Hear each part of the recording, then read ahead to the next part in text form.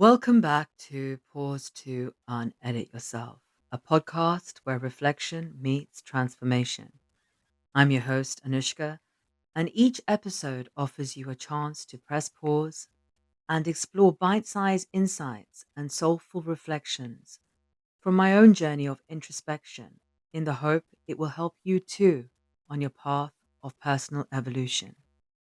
Whether you're feeling stuck, seeking clarity, or simply wanting to expand, my hope is that this becomes a space of inspiration and deep remembering, guiding you to evolve from within and uncover the infinite potential that lives inside each and every one of you. Today, I wanted to begin a two-part journey into one of the most spoken about and misunderstood and sought after energies in the human experience.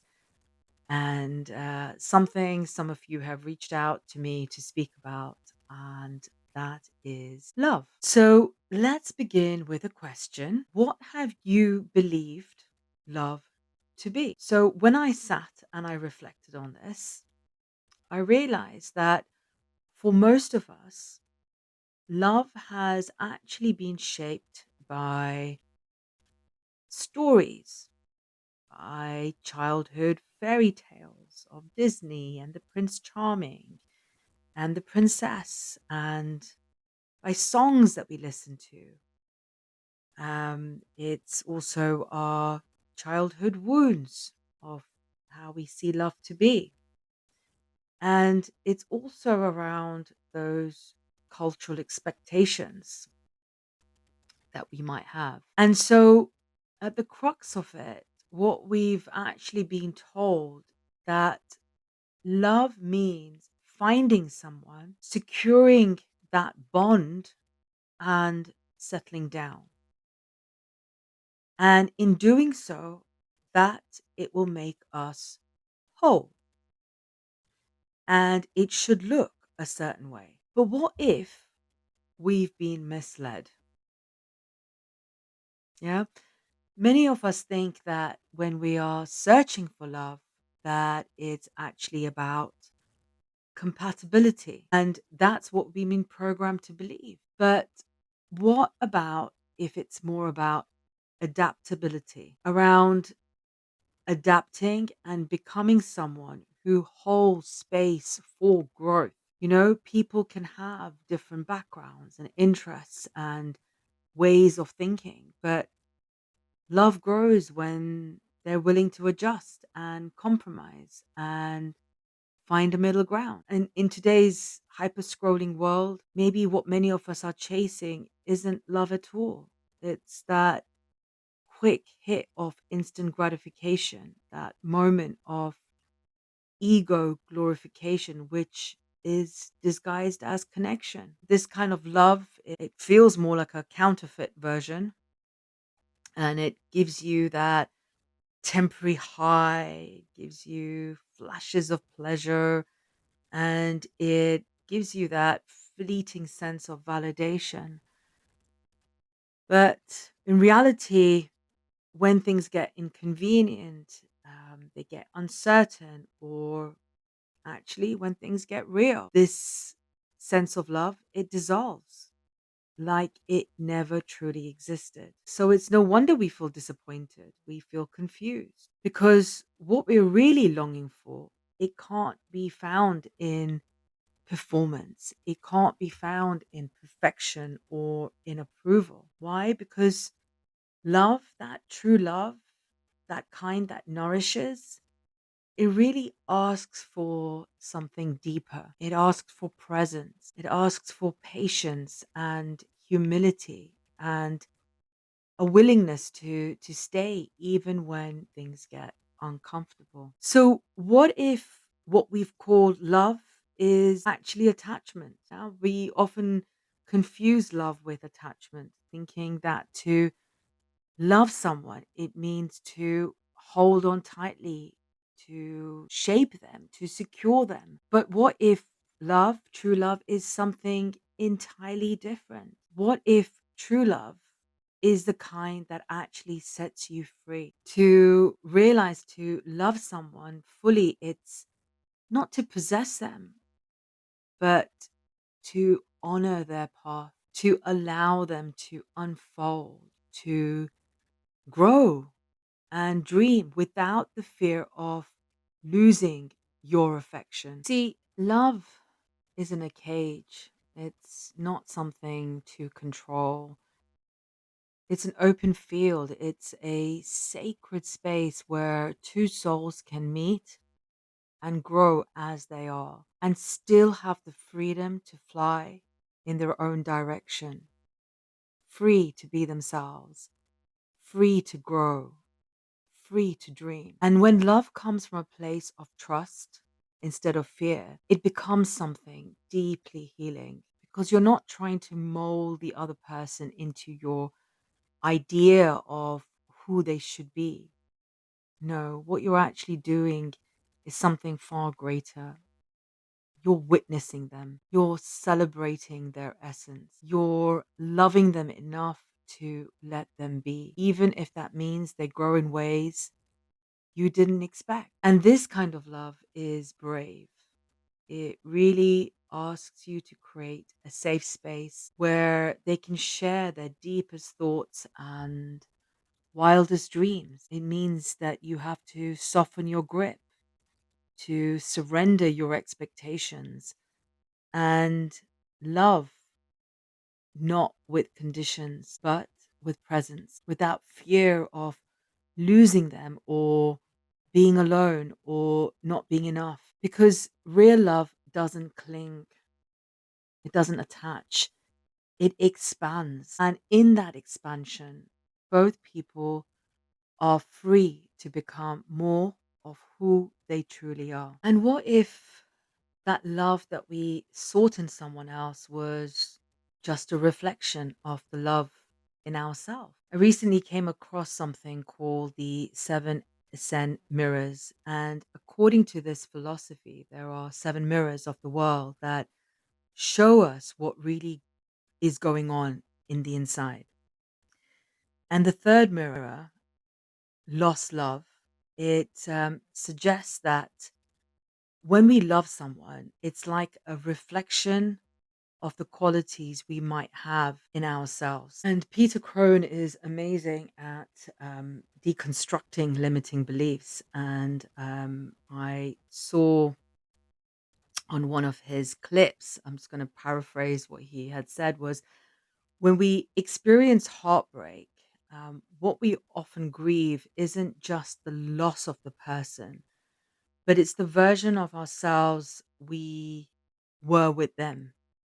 We miss the reflection they gave us, the access to parts of ourselves we hadn't met before. So in reality, we fall in love not with the other, but the version of us we got to be in their presence. And so love, that true love, is who we get to be with and through that person. And that love, that feeling of being alive, you created that. And they were simply the catalyst that ignited it. They weren't the source. And so you see, the lie that we've been sold is that love is something that we have to earn, that we have to chase, or it's something external. But love isn't something that you lose when someone walks away. Because if you were love in their presence, then that love already lives inside of you, always. And that's deep. So, what is love not? I came across this book by the author Najwa Zibian, and she says, quote, "The biggest mistake we make is that we build our homes in other people. We build these homes and we decorate them with the love and care and respect that makes us feel safe at the end of the day. We invest in other people and we evaluate our self worth based on how much these homes welcome us. But what many don't realize is that when you build your home in other people, you give them the power to make you homeless. When those people walk away, those homes walk away with them. And all of a sudden, we feel empty because everything that we had within us, we put into them. We trusted someone else with pieces of us. The emptiness we feel doesn't mean we have nothing to give or that we have nothing within us. It's just that we built a home in the wrong place. Unquote. This is a beautiful reflection. And with that, here are the things that I realize that love is not. Love is not possession. Love is our capacity to be authentic and to feel it and to inspire each other to be our greatest self. Love is not dependency. It's an open door for each other to grow and to become the best version of themselves. Love is not a transaction. It's not, I give you this so that you give me that. No, love is supportive. Love is not judgment. Love appreciates all the perfect imperfections. Love is not rooted in fear or control. No, love creates the space for someone to feel free to be themselves. Love does not say, you complete me. It says, I see you, I see me, and I choose to expand through this connection. You see, often our longing for love, for this companionship, is actually a longing to be seen, to be witnessed in our joy, in our pain, in our sensuality, in our evolution. But if you don't witness yourself first, you will forever chase people to validate your existence. And that will look like chasing, settling, and people pleasing. So, with that, what is love? Well, I hope I've given you a lot of food for thought, a lot of reflection, and we all have our own definitions of love. And I love this quote by Rumi, which says, your task is not to seek for love, but merely to seek and find all the barriers within yourself that you have built against it. After much reflection, realize that love is your actual state of being. It is the purest energy. It's the essence that transcends words, but yet it connects everything. It's presence, it's acceptance, it's creation all at once. Love is expansive, it's unifying, it's transformative. It's the force that dissolves fear, it awakens truth, and it aligns us with the highest version of ourselves. It's not just an emotion, it's a state of being. It's how we move, how we express, how we see ourselves and others. It's the vibration that elevates, heals, and bridges the gap between the seen and unseen. In a way, love is the art of living openly, open to giving, open to receiving, open to evolving, and open to embracing all that is. Because when you live your life expecting love, you will always live in a state of expectation, constantly looking for instant gratification. But when you live from a place of expressing love, you expand in love. So, what I have learned is that everything is frequency, and to attract the love that you want in your life, you first have to become it. And to do that, you have to practice and embody self love, embody being who you are as you are, loving every version of yourself. Because when you see yourself as the love you desire, you shift your energy and you attract relationships that meet you where you are from that place of limitless, infinite love and not limited conditional love. So today, let this episode be a mirror and ask yourself, what have I believed love is? Who was I trying to become in someone else's eyes? And how have I given myself the love that I seek? And take a moment to close your eyes and place your hand on your heart and ask gently, what is the version of me I loved being when I was in love? Then ask yourself, how can I become that version now just for myself? Pause, breathe, and remember, you are not waiting for love. You are love. Thank you for being here and sharing this space with me today and pressing pause and choosing to journey inward and daring to become the highest expression of yourself. If, as always, I use these episodes as reminders for myself, like mini guides that you can refer to whenever you need a check in with yourself for a moment of recalibration. So feel free to save them and share them with someone who might need to hear them. And please do share your comments and feedback.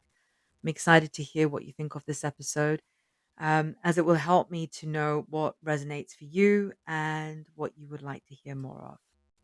Drop your comments below. Thank you, and see you on the next episode.